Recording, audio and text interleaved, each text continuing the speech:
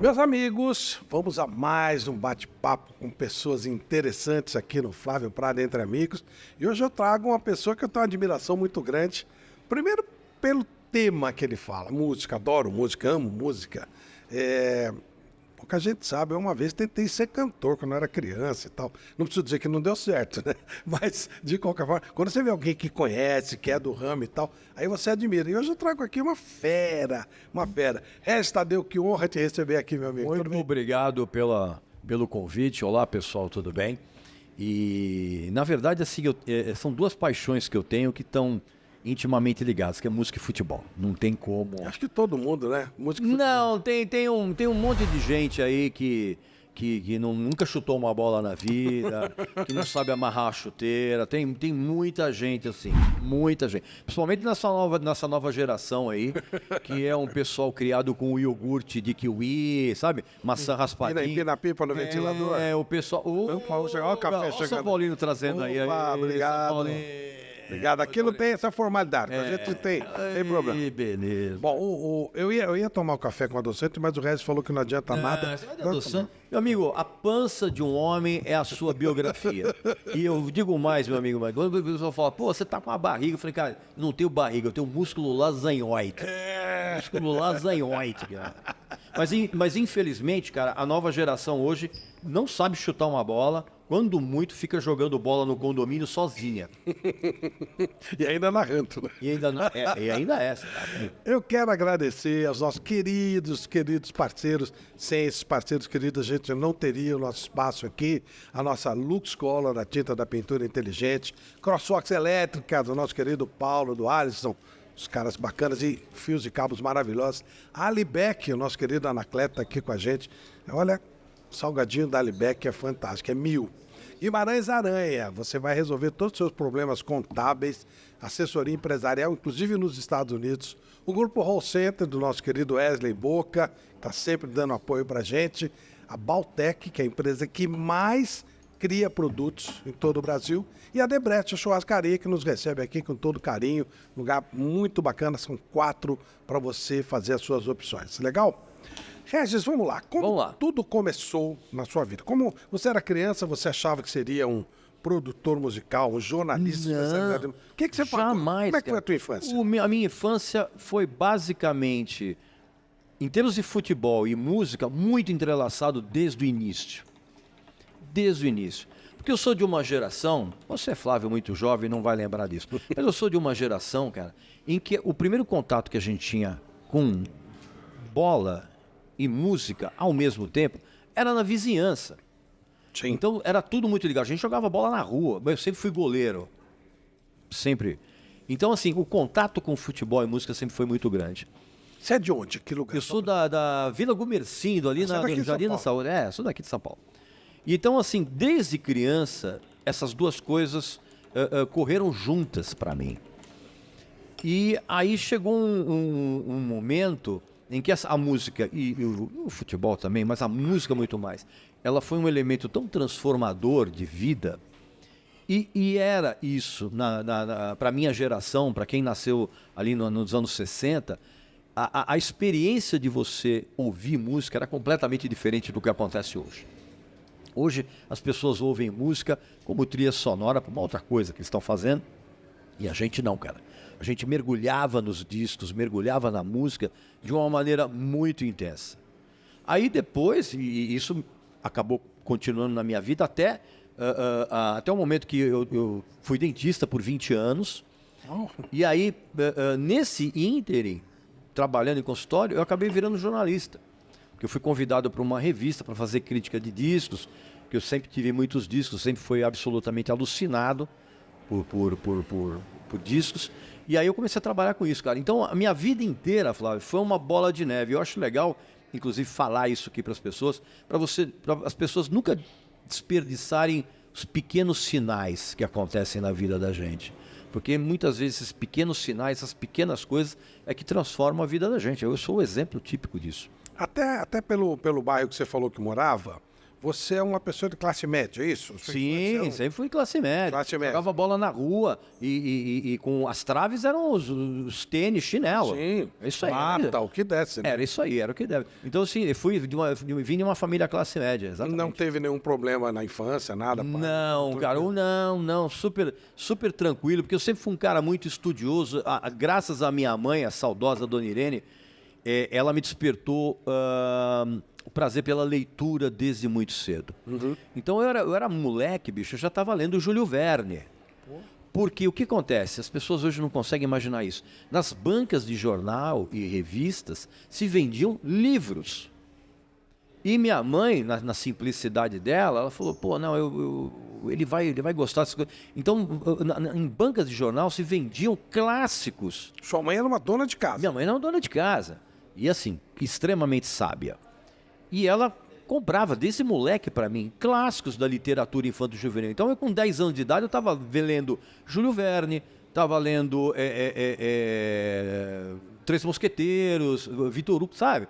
Então, isso, para mim, foi absolutamente fundamental e é uma coisa que eu sempre recomendo para quem tem filhos. Se você despertar o prazer da leitura nos seus filhos, isso vai abrir a mente deles para outras formas de arte. Então, vai ser muito legal. A música eram aqueles disquinhos, aqueles... Os LPs, os compactos, os LPs, que continuam vigentes hoje. Mas... Sim, eles sumiram e voltaram, claro. Sumiram e voltaram, Você tinha coleção, você pegava um pouquinho aqui, um pouquinho ali, como é que era? É uma coisa vergonhosa até de dizer, mas minha mãe, cara, ela dava dinheiro para tomar lanche na escola. Tinha o quê? 10 anos de idade. E eu não tomava o lanche da escola, eu ficava passando fome na escola, para juntar o dinheiro para, no final do mês, ir na loja de disco comprar disco. Que disco? Como é que era? Como é que a coisa funcionava? Eu, por exemplo, eu lembro que quando alguém falava que tinha uma música dos Beatles, um CD, um LP, CD, um single, compacto. Nossa, eu ia lá na Ponte Rasa, era da Penha, para ouvir e tal, que um cara conseguia um pouquinho antes e tal. Então aquilo era, né? Beatles foi a porta de entrada para todo mundo. Para você também? Para todo mundo, cara. Então, quando você ouve...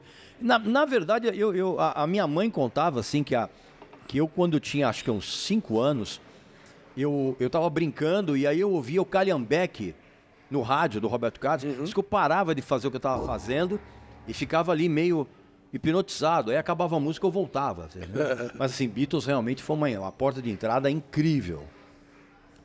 E você comprava os disquinhos, então Beatles obviamente estava lá. Não, os Beatles estavam lá, os Beatles estavam em casa já desde o princípio. Mas aí, evidentemente, quando você é despertado para a música, e aí tem aquela coisa do fascínio da mídia física, que era um negócio que você mergulha nesse universo, você não sai mais, cara. Quem começa, principalmente na minha época, quem começou a comprar discos, mesmo hoje, quem entra nesse universo de comprar LP, cara, não para mais. Isso é pior que crack.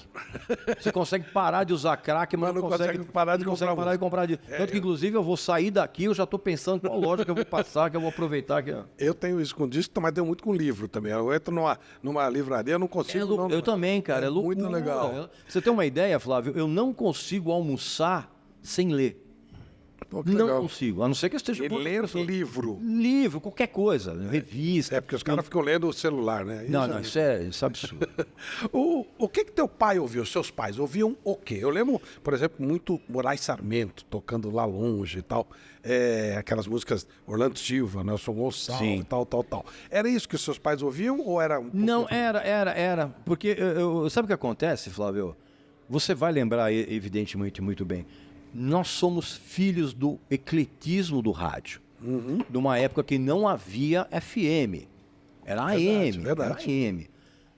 Então, o que acontece? No rádio, pelo menos aqui em São Paulo, nas emissoras que a gente rolava lá em casa, era uma coisa muito eclética. Então, você, num mesmo blog, eu lembro nitidamente de 2 emissoras incríveis musicais, que era a Difusora e a Excelsior.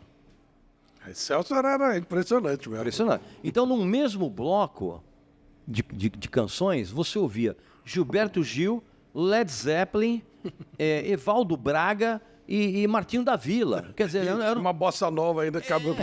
Então era um negócio que dava um curto-circuito na cabeça, mas ao mesmo tempo ampliava o teu espectro musical. Tanto que até hoje eu sou capaz de ouvir música erudita, samba dos anos 70 e black metal norueguês com a cruz invertida com o mesmo prazer.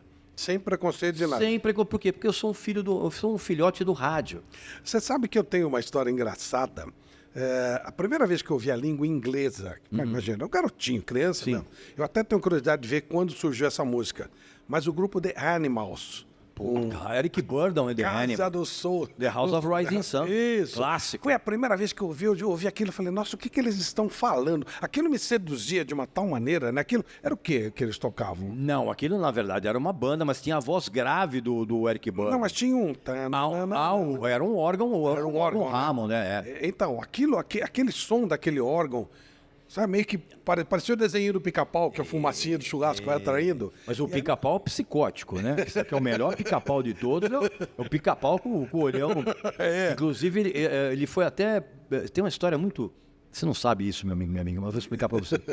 Tem vários Pica-Paus, mas o mais legal é o psicótico, que ficava com o olho arregalado, que era completamente louco, que os estúdios tiveram que remodelar, porque os pais começavam a reclamar, cara, que era muito louco aquilo ali.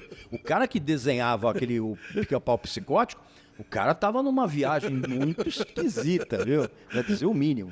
Mas você, então, em cima disso que você falou, quer dizer, ao mesmo tempo, no mesmo rádio, onde meu pai ouviu Orlando Silva, Nelson Gonçalves, o Rei da Voz, Francisco Alves e tal. Tinha Jovem Guarda. Tinha Jovem Guarda e tinha o The Animals. O Animals. Que aí eu, poxa vida, o que eles estão... Aí eu comecei a pensar em música inglesa, e aí vem Beatles, e aí vira uma coisa de maluco. Aí é bola de neve, aí é bola de neve. É uma loucura mesmo. Uma coisa de maluco mesmo. Então você tem um tipo de música que você prefere? Não. A única coisa que eu absolutamente abomino é esse sertanejo de Araque que a gente tem aí, né? O pessoal que fica bravo quando suja a bota de lama. Não, pessoal que sertanejo zero. E evidentemente que esse pop popularesco que a gente tem hoje, que é derivado do funk carioca, aquela coisa que eu absolutamente abomino. O resto, meu amigo, você vai encontrar sempre algumas coisas muito boas em cada gênero, em cada estilo, e também vai encontrar as porcarias, né, cara? O teu sertanejo é Tonico Tinoco? O meu sertanejo, ele vai, minha modesta opinião, até Tião Carreiro e Pardinho. E aí tem Pena Branca e Chavantinho. E aí tem, por incrível que pareça, gente fazendo música sertaneja de... Por exemplo, Almir Sater, por exemplo, é um cara que faz música sertaneja pantaneira, mas é sertanejo. Você tem raras duplas hoje fazendo isso. Acho que Mike e Luan é uma dupla que faz essa ponte entre a coisa mais moderna e o sertanejo verdadeiro mesmo. O problema foi quando o consumidor de música sertaneja, ele migrou para as grandes cidades. Ele saiu do local onde ele teoricamente iria viver, ele migrou para as grandes cidades. Essa mudança acabou trazendo uma cosmopolitização da música sertaneja. E aí apareceram os Leandro e Leonardo da vida, e que desaguaram, por exemplo, no Bruno e Marrone, que é uma das duplas mais terríveis da história da música brasileira. Bruno e Marrone é a única dupla que só um canta. O outro cara fica mexendo a boca. Você respeita. O pessoal da produção concordou. Você respeita esse trabalho, né? Não respeito. Não. Dessa turma aí, não tem o menor respeito pelo trabalho dessas pessoas. Eu acho assim, os caras arrastam multidões, eu acho isso uma coisa, um mérito. Não, precisa tomar cuidado com isso, porque Hitler também arrastava multidões, né? Precisa tomar cuidado com isso. Arrastar a multidão. Não, imagina. Não tem o menor respeito pelo trabalho dessas pessoas. Esses caras podem até ser legais, assim, pessoalmente. E acho que são mesmo, pelos pouco que eu conheço. Mas assim, musicalmente eu não tenho o menor respeito, imagina. Esse pessoal que só chega perto do cavalo quando anda de carrossel, para. Isso provavelmente é verdade, tá certo. O que você ouve hoje? Quando você está na sua casa, quero relaxar, o que você ouve?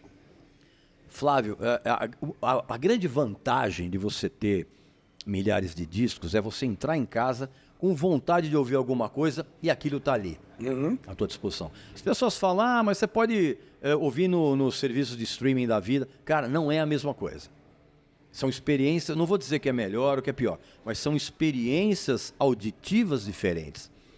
Sempre tem esse debate de, o que é melhor, CD ou LP? Nada, nenhum é melhor que o outro. São experiências diferentes, assim como você ouvir no serviço de streaming é uma experiência diferente. E o serviço de streaming, ele ganha as pessoas pela praticidade. Porque assim, você vai lembrar disso. Você é um pouco mais novo do que eu, mas você vai lembrar disso. Serviço de streaming na nossa época era coisa de ficção científica. Internet era coisa de ficção científica. Nem diga. Você tá entendendo, né? Então, se alguém chegasse para mim com 14, 15 anos, eu sou de 1960, chegasse para mim com 14, 15 anos e falasse, cara, no futuro você vai poder ouvir a música que você quiser, onde você estiver e quando. Você vier falar, você tá louco. Então, assim, respondendo a sua pergunta, tudo depende do meu estado de espírito. Eu estou em casa, por exemplo, estou trabalhando, ou eu chego em casa, dependendo do meu estado de espírito, eu vou. Agora, eu tenho uma coisa que eu separo. Eu separo os discos para ouvir durante o dia e à noite. Porque tem discos especificamente que são melhor absorvidos se você está ouvindo à noite. Por exemplo? Vou te dar um exemplo. Sons, por exemplo, do que a gente chama de gótico. Por exemplo. É esquisito você ouvir Sister of Mercy, por exemplo, na praia. Por quê? Porque é um Bauhaus na praia. Porque é um negócio completamente obscuro, é muito denso, é muito dark, é muito pesado. Então é legal você ouvir à noite, isso combina. Da mesma forma... Cenários, né? Da mesma forma que você vai pra praia. Eu adoro, por exemplo, eu adoro Roots Reggae, que é o reggae de raiz. Aquela coisa bem antigona, bem tosca, instrumentalmente falando. Rocksteady, que é agora... Então, esse tipo de coisa já é legal para o dia ensolarado, você tá numa praia. Então, eu sou muito desse tipo de momento, assim, a circunstância e o tempo meio que me sugere algumas coisas. Você não tem, então, um grupo principal, aquele que você mais gosta, um cantor, uma cantora, não? Eu tenho isso semanalmente. Muda semanalmente. Os meus preferidos mudam semanalmente. Se você me perguntar, por exemplo, hoje, nesse exato momento, nessa mesma hora que nós estamos gravando essa entrevista, se você me perguntar qual a maior cantora, sua cantora favorita de todos os tempos, eu vou falar Ella Fitzgerald. Neste momento? Nesse exato momento. Se a gente gravar daqui a 2 semanas, pode não ser. Não, se você gravar comigo daqui meia hora, pode ser que seja outra. E qual cantor neste momento? Nesse exato momento, o grande cantor favorito meu é Tony Bennett. Legal. Tony Bennett. Esse é difícil no seu, o principal em algum momento, né? Tem gente que não tem sensibilidade para esse tipo de coisa. Está tudo bem. Sabe, eu conheço gente que fala que Frank Sinatra era desafinado. Quer dizer, a pessoa está completamente... Nossa. Não, uma pessoa que fala um negócio desse provavelmente devia estar dentro de uma cela acolchoada, né? Toda branca. A pessoa... É verdade. Pô, mas hoje, nesse exato momento que nós estamos conversando, Tony Bennett. Agora, Regis, você falou um passeio e eu quero voltar nisso. Você foi 20 anos dentista. Foi durante 20 anos. Como é que foi isso pra você? Como é que foi Porque isso? eu sempre gostei de odontologia. Sempre foi um assunto muito atraente para mim. Por quê? Não faço a menor ideia. Eu não tenho uma resposta para isso. Mas assim, bom, primeiro que eu nunca tive experiências traumáticas com dentista. Nunca tive. Mas assim, sempre foi para mim um assunto muito fascinante, porque a boca é a porta de entrada para a saúde do teu corpo.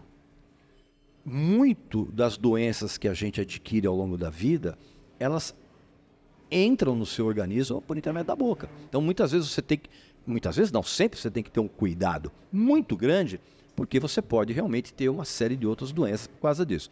E sempre foi um assunto muito, muito, muito fascinante para mim. Tanto que eu fiz faculdade de odontologia, me formei como dentista e trabalhei em consultório durante 20 anos. Ao mesmo tempo em que eu tinha banda, ao mesmo tempo que eu continuei gostando de música, a mesma coisa. E teve uma determinada época, a partir de 1994, que eu conciliei a minha carreira como dentista com a minha entrada no jornalismo, que foi absolutamente, eu já contei, bem ao acaso.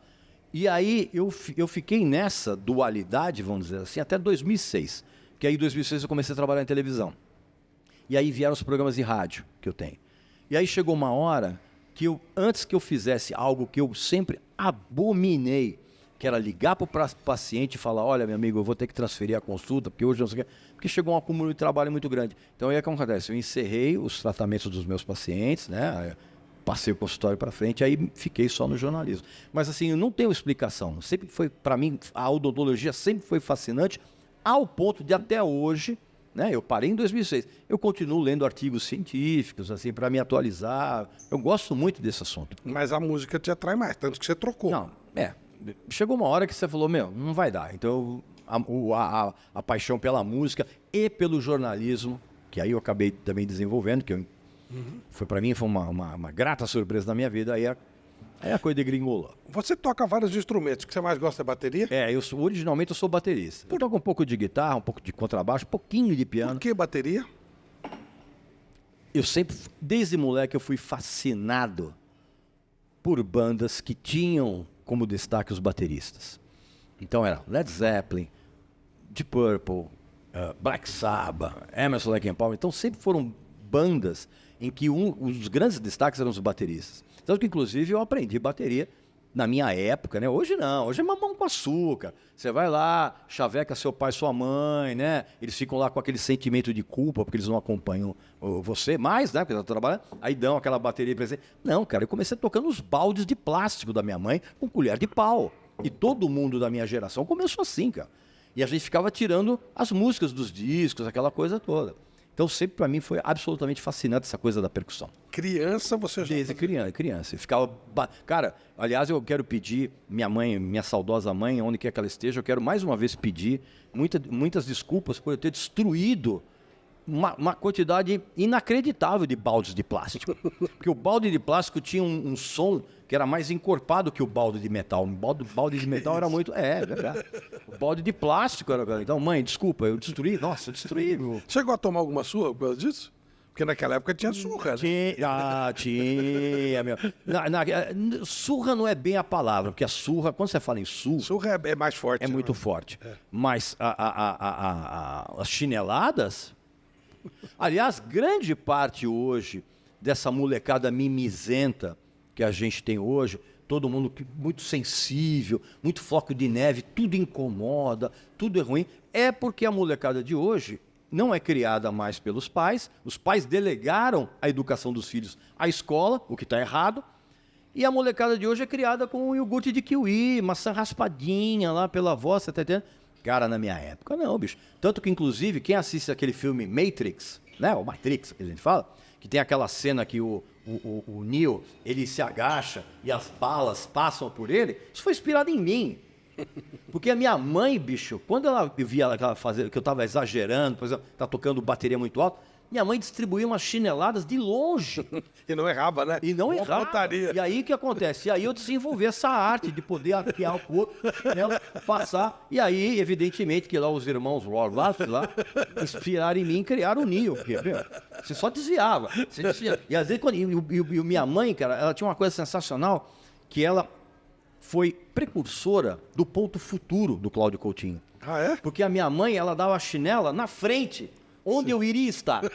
Então, se eu saía correndo, minha mãe esperta, ela não jogava o chinelo onde eu estava, ela jogava o chinelo no ponto futuro. Você ia chegar lá. Eu chegava lá, o chinelo me encontrava. O chinelo me encontrava. Cláudio Coutinho se inspirou na minha mãe. E esse cabelo? Qual é a inspiração? Esse cabelo, na verdade, é um cabelo de um senhor de idade já, né? Depois de um certo tempo. Tá branco, mas normal. Tem que ter um cabelo. Meu só não tá porque eu tinjo, mas senão tá. Você tinge, José? Opa! Você meteu um nuguete aí, não tava chovendo, eu... Não. Aliás, eu adoraria ficar com o cabelo todo branco. Eu queria ser o Pai Mei do filme do Tarantino. Mas, assim, esse tipo de cabelo, na verdade, é porque eu sempre gostei muito de punk rock, né? Sempre. Uhum. E uma dos ícones visuais do punk rock era essa coisa de... E acabei ficando, achando legal. Mas também tudo bem, né, cara? Eu fico lindo de qualquer maneira. Eu sou muito lindo, eu sou genial e sou modesto. Importante ter essa... Aliás, Regis, você, nos programas de televisão, você é um mal. Né? Você é um mal. Sim, claro, lógico. Você é malvado mesmo? Ou é um tipo? Como é que funciona isso? Não, cara, não. A TV, ela projeta uma imagem que não corresponde. Eu sou muito pior. Muito pior. Eu me seguro na televisão. Ah, é? Me seguro. Às vezes o cara põe uma cordinha e puxa. Não, se eu pudesse, eu teria um gongo particular só pra gongar todo mundo. Não, eu me seguro, não falo palavrão. Porque a vontade que eu tenho cara. Desde a época que eu trabalhei no Super Pop, que eu trabalhei no Raul Gil, como jurado, agora eu tô como professor do banquinho, que as crianças adoram, é maravilhoso isso. Na TV, eu pego muito leve. Porque eu sou muito pior que isso. Aliás, quando o Raul Gil me contratou, Ele me contratou exatamente para ser o jurado mal. Uhum. E uma das coisas mais legais que ele falou, cara, eu vou contratar o Regis, porque ele não precisa fingir. Sim, não dá para ser um mal fingido, né? Não dá. Se você pegar, por exemplo, grandes figuras do passado da televisão brasileira, eles não correspondiam a isso. Acho que o Pedro de Lara era um cara legal, né? Era completamente diferente do que ele mostrava na televisão. Tinha um jurado antigo maravilhoso, que era o Zé Fernandes. Zé Fernandes, lembro dele. Fernandes. O Zé Fernandes, cara, era, nos bastidores, um dos maiores contadores de piada de todos os tempos. Só que na hora que ele ia pra frente da televisão, ele fazia aquela coisa. E no meu caso, aliás, quando o Raul Gil me contratou, eu falei, Raul, eu vou poder falar o que eu quero? Porque se não for para falar o que eu quero, eu nem vou pra televisão. Ele falou, não, vai lá, não sei o que, fala. E beleza. Então, assim, eu sou o cara mal. Mas eu sou o cara mal por quê? Porque hoje, quem tem um julgamento rigoroso a respeito de qualquer coisa, ele é considerado um cara mal. Ah, eu sou assim no futebol. E você se importa, por exemplo, com haters, essa coisa? Zero. Muito pelo contrário, cara. Eu me divirto muito com o ódio das pessoas. Eu numa boa... Como é que é isso? Não, cara, eu sou uma das pessoas mais odiadas hoje, porque, evidentemente, eu falo mal de um monte de bandas ruins, de um monte de artistas absolutamente pavorosos, e isso desperta no fã, que é um idiota, sem exceção. Não tem exceção. Ah, mas não, fulano... Não, o fã, ele é, sem exceção, um idiota. Então, o idiota, cara, ele fica incomodado a ponto de ele reagir, dele sair ali da zona de conforto, do edredomzinho dele, para vir me xingar, porque ele toma a crítica ao seu ídolo como uma ofensa pessoal. E essa é uma característica. Isso tem muito a ver com torcida também. Tem muita coisa. Você fala mal do time, entre aspas, e o cara se ofende, né? O cara se ofende, é como se tivesse xingado a mãe dele. Esse, aliás, é o grande problema. Aliás, esse é o grande problema de todas as torcidas organizadas do mundo. Que elas não diferem em absolutamente nada no fanatismo. E o fanatismo, cara, ele sempre é nocivo. Não importa no quê. Ah, eu sou fanático. Não. Sou fanático pelo bem da natureza. É ruim isso. Porque primeiro você é hipócrita, né? Eu sou a favor Essa coisa identitária é meio complicada. Nossa, isso é um porre, cara. Então, assim, eu não me incomodo, muito pelo contrário, eu me divirto muito. Eu, quando eu entro no palco do programa Raul Gil, que eu sou muito vaiado, que é maravilhoso, eu ainda chego, em vez de agradecer, ainda chego pro Raul Gil e falo, Raul Gil, quanta mulher feia você viu no mesmo auditório. Tá entendendo? Então, assim, absolutamente não me incomoda, cara. Não me incomoda. Pelo contrário, me diverte muito. O que você imagina para futuro da música? O que vai rolar? Você pegou bem forte, né, com relação a, por exemplo, música sertaneja, que você fez uma pausa bem lá atrás, né? Isso. O que você espera da música para o futuro? Por exemplo, brasileira. Vamos fixar no Brasil. Depois a gente fala lá. Cara, a música brasileira hoje, a música popularesca, que para mim, na minha cabeça, aliás, eu tenho teoria sobre qualquer coisa. Existe música popular brasileira e existe música popularesca brasileira. A música popular brasileira hoje, ela continua num nível muito alto, com artistas muito bons. A música popularesca brasileira, que é a música que domina o mercado, ela hoje, ela chafurda numa lama extremamente fedorenta, para não dizer outra coisa, não pode falar palavrão aqui. Então, e chafurda numa lama que não tem fim.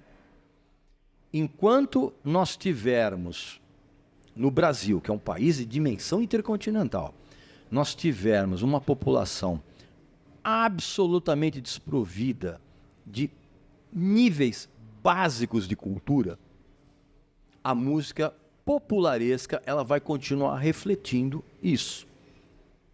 Da mesma forma como antigamente a gente tinha a música popularesca, que o pessoal chamava de música brega, né? Aquela coisa toda, que tinha uma qualidade poética que, comparada hoje, cara, parece, sei lá, parece James Joyce, comparado com o que você tem hoje.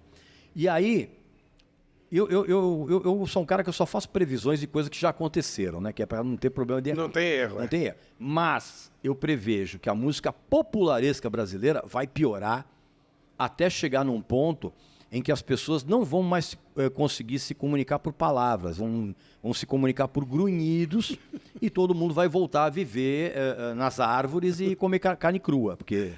Isso vale para a música internacional também? Vale para a música internacional também. Porque quando você tem a música, como qualquer outra forma de arte, atrelada à cultura de um povo, quanto mais inculto é esse povo, pior a qualidade de música. Até porque talvez seja isso que a pessoa quer, né? Ou que ela consiga entender. Não, cara, é o que ela consegue entender.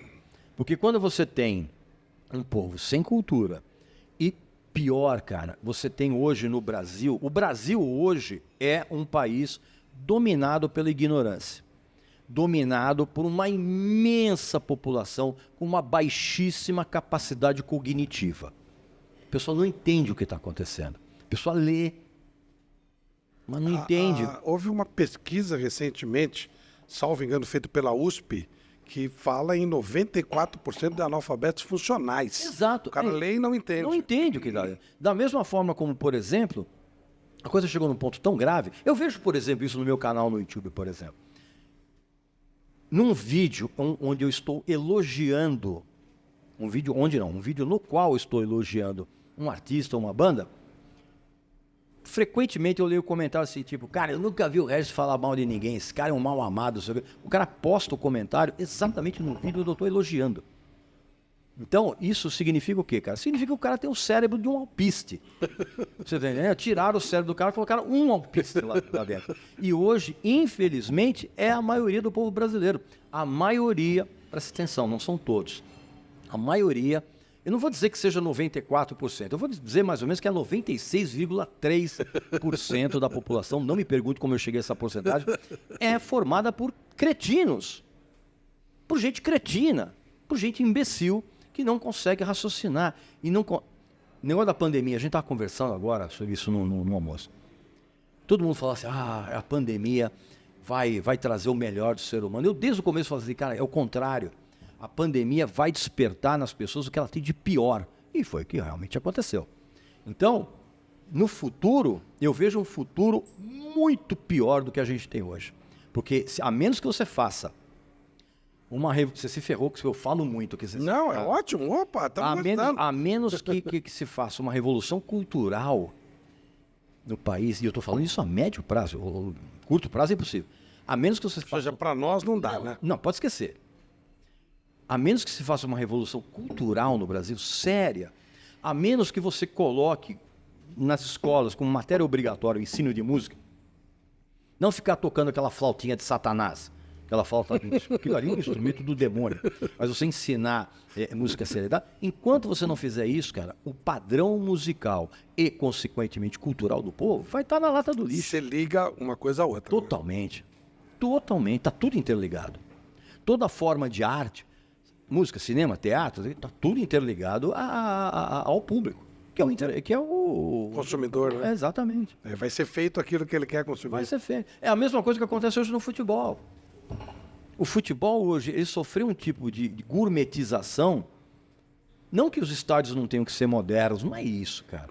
Mas assim, chegou num ponto em que você vai ver um jogo da selecinha brasileira, não é seleção, selecinha brasileira, em que você vê a torcida inteira fazendo ola. Cara, quando você vê uma torcida fazendo ola, é porque ela não está minimamente interessada com o que está acontecendo em campo. Minimamente interessada. E é o que você tem hoje. Você sabe como é que começou a ola? A ola é mais uma coisa da Coca-Cola, que ela empurrou pra gente. Era um comercial da Copa de 86. É verdade, porque eu já ouvi essa história. Copa de 86, tinha uma... Porque a Pepsi era patrocinadora oficial da Copa. Da Copa era a Pepsi. E aí eles pegaram as TV mexicanas todas, mais importantes, e criaram La Ola de Mundial, que era a onda do Mundial. E levaram isso para o estádio, fizeram um comercial, gravaram um comercial e levantava, e sentava, aquela coisa toda. O pessoal levou aquilo para o estádio, que o mexicano é festeiro, sim, né? Sim. E aí eles levaram aquilo para o futebol e, obviamente, os outros copiaram. Aquilo foi visto na Copa do Mundo. Então foi a Coca-Cola que começou? Foi. Vou parar de tomar Coca-Cola. Eu não consumo produto de coisa muito. É igual o Papai Noel. A Coca-Cola que inventou também. Exatamente. Quer dizer, ela trouxe Tem quem gosta e quem não gosta. Eu não consumo. Por exemplo, propaganda que tem o Neymar, pode esquecer, não vou comprar absolutamente nada. Você não gosta do Neymar? Flávio, presta atenção. Se o Neymar, o time do Neymar, jogar contra o time dos cachorros, eu vou para a arquibancada latir. E alto.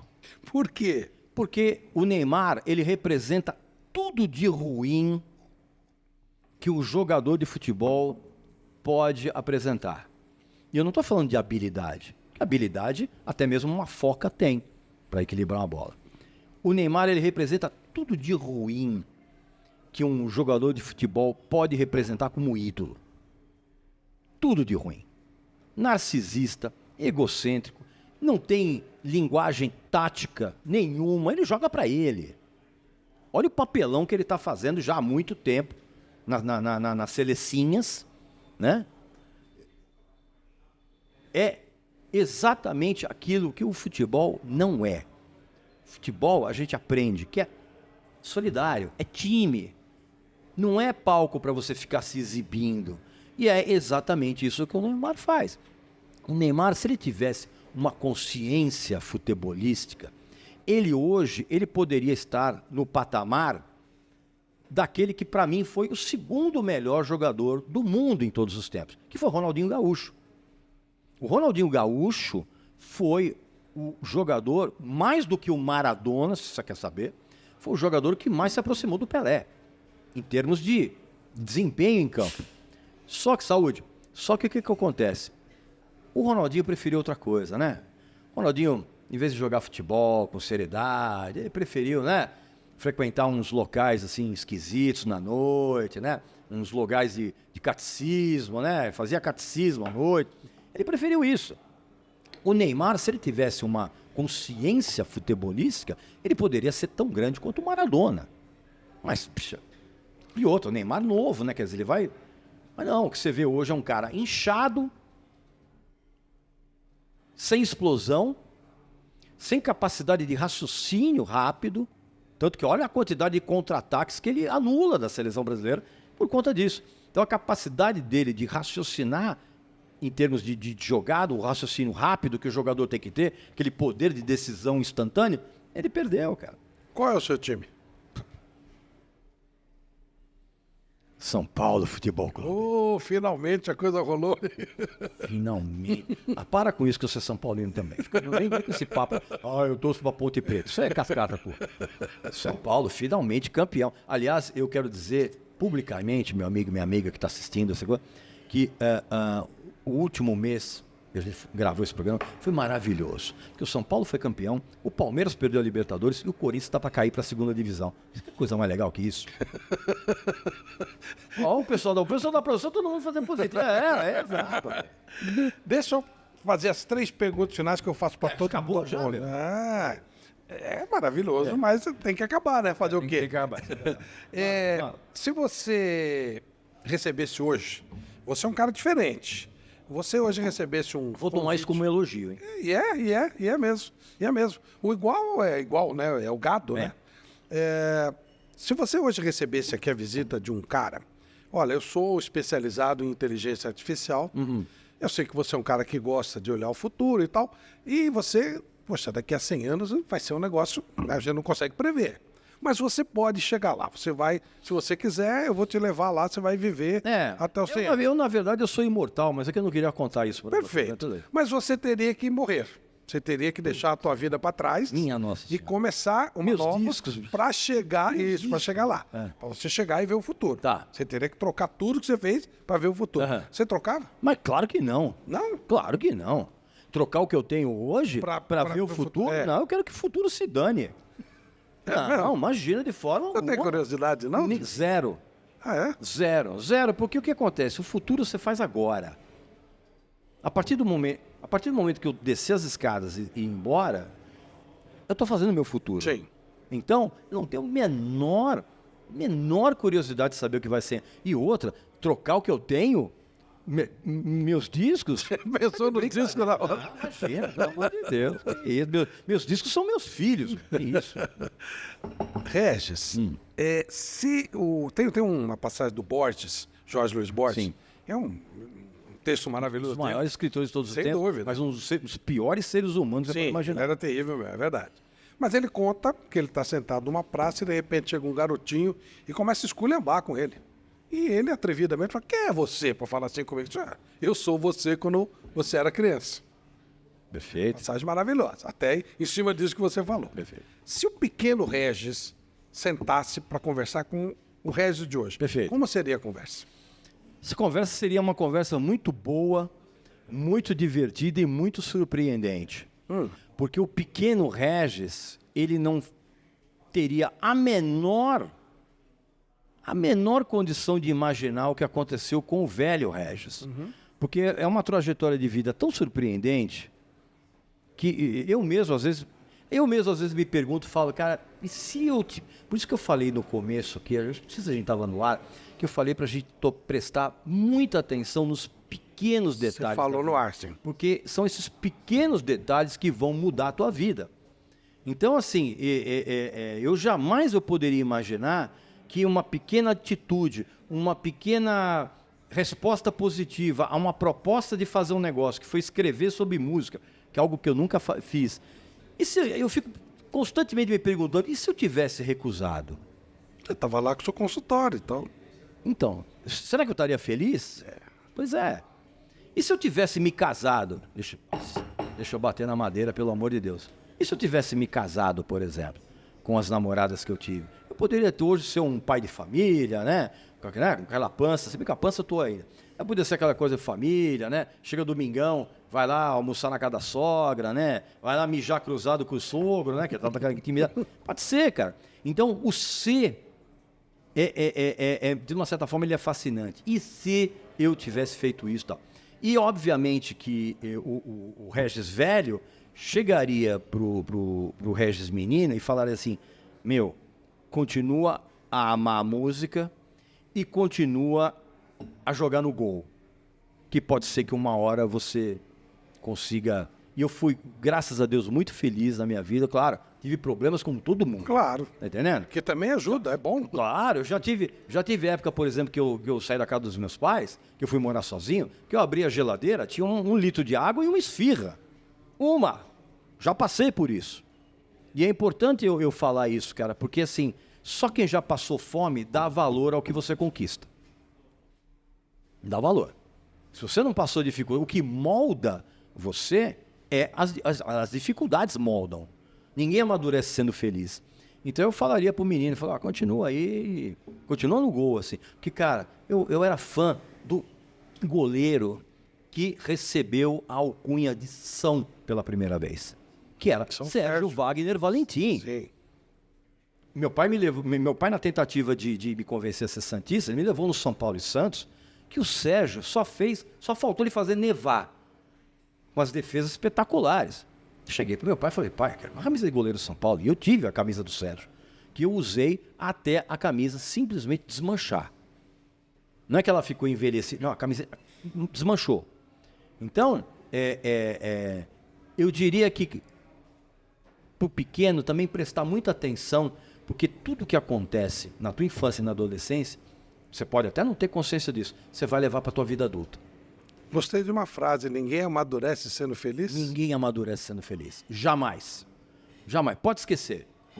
Eu sou muito feliz, eu tenho uma família, eu sou demais, não sei o que, bababá. Cara, na primeira dificuldade que você vai encontrar, você vai ficar de joelhos. E só quem passou por dificuldade, só para quem, no caso da minha família, que teve muito dinheiro e perdeu tudo. Quem perdeu? Meu pai. Meu pai perdeu tudo. O que ele fez? Minha mãe era dona de casa. O que ele fez? Meu pai fez uns negócios muito estranhos, se associou aí com os políticos. Meu pai era militar, se associou com os políticos, fez uns negócios muito feios. Só quem perdeu tudo e se reergueu sozinho sabe do valor das coisas. Então é impossível, veja bem, não é que eu estou falando que é difícil, não. É impossível você amadurecer sendo feliz. É impossível você amadurecer tendo tudo de bandeja para você, tudo ao seu redor, tudo, nada, cara. Você só amadurece levando porrada. Porque na hora que você leva a porrada, toda vez que você encontrar um problema, você não vai se ajoelhar.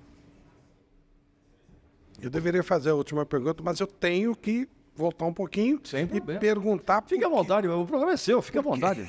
Eu tenho que perguntar qual é o que você pensa do seu pai, já que você falou dele. Meu pai é uma pessoa que eu absolutamente perdi o contato depois de uma época. Não tive contato, não tenho contato hoje. Meu pai é uma pessoa estranha para mim, é uma figura do meu passado apenas. Porque meu pai nunca foi um pai mesmo, né? Aquela coisa de dar amor para o filho. Meu pai era militar de extrema direita. Então ele levava para a nossa casa um regime de quartel. E eu sempre bati muito de frente com isso. Aliás, inclusive, teve uma época que depois que eu fiz um curso, não é nada de coach, essas coisas, mas eu fiz um curso que eu cheguei à conclusão de que se eu não tomasse cuidado, eu ia me transformar no mesmo tirano que meu pai. Então, é preciso tomar muito cuidado com isso quando você combate alguém, porque às vezes você combate a pessoa, você acaba se tornando igual a ela nesse combate. Então, meu pai... Síndrome de Estocolmo, a grosso modo? Não, mas você acaba guerreando de uma maneira tão impiedosa que você acaba... Usando os mesmos métodos. Tão impiedoso quanto o seu inimigo. Então, meu pai, bicho, foi uma pessoa que hoje, ele é uma figura distante, quer dizer, uma figura do meu passado, quando eu lembro... Ele está vivo, seu pai? Eu imagino que sim. Nem esse nível de contato? Nem isso, eu não tenho a menor ideia. E também não faço questão nenhuma, não adianta chegar hipócrita aqui e dizer, não. Para mim é como se fosse uma pessoa estranha que participou da minha vida em alguns momentos, mas não deixou nenhum exemplo ruim. Não deixou nenhum exemplo bom. Aliás, o grande mérito do meu pai foi mostrar como não se deve ser como adulto. Ele foi um grande espelho para mim, só que reverso. Por isso que você saiu de casa? Não, eu saí de casa chega uma hora que você não dá mais. Hoje não, hoje eu vejo gente com 40 anos morando na casa dos pais. Aí você fala, pô, mas os seus pais estão doentes, você está tomando cuidado? Não, eu tô morando lá porque eu tenho casa, comida e roupa lavada. Cara, isso na minha cabeça é algo absolutamente impensável. É impensável. Você tem numa determinada hora que você tem que voar sozinho, cara. E você tem que sofrer, e você tem que tomar porrada, porque exatamente você amadurece. Cara, não tem como você amadurecer morando com seus pais. Tanto que você lembrou da esfirra e da água, né? Da água? Não, a memória... Tanto que, inclusive, eu sou o cara que quando eu vou num restaurante eu dou vexame. Eu não permito que as pessoas joguem comida fora.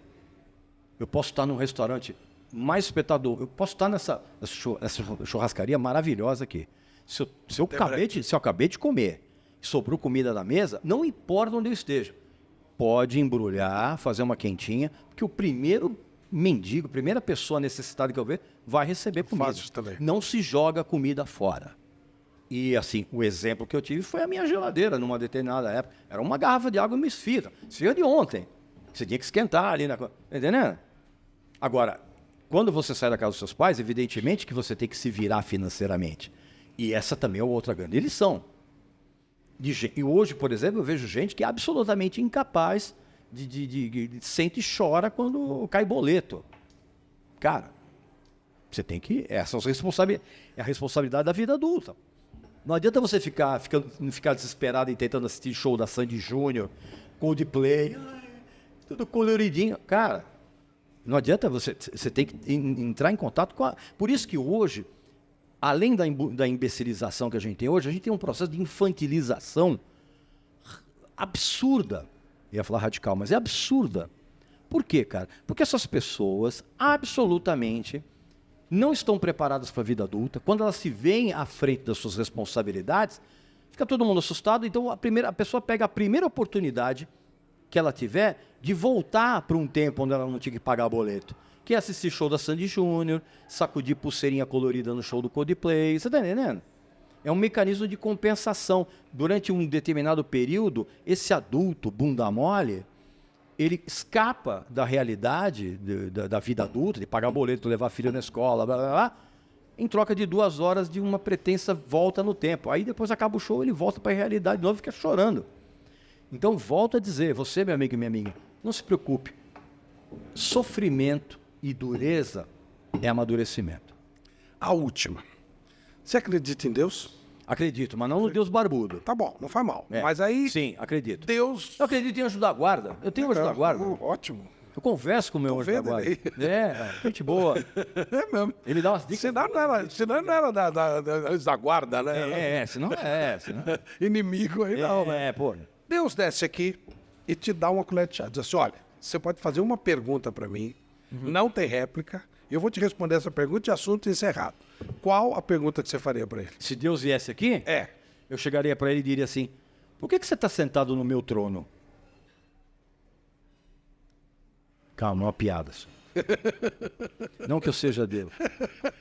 Tô parecendo o Arnold Schwarzenegger, com sua piada ninguém entendeu. Mas o que eu perguntaria para ele? Eu perguntaria, se ele encarnasse num ser, eu perguntaria assim, por que tanto sofrimento aqui? Por que as pessoas acreditam em você e sofrem? Por que a crença irrestrita não poupa ninguém do sofrimento? Legal. Obrigado, meu amigo. Obrigado. Valeu. Regis Tadeu. Discursei aqui, hein? Discursou Nossa, bem. fiquei Muita coisa legal. Fiquei solando aqui. Parecia o Muito bom. Ed Van Halen aqui. Valeu, gente. Até a próxima. Até a próxima. Leiam livros.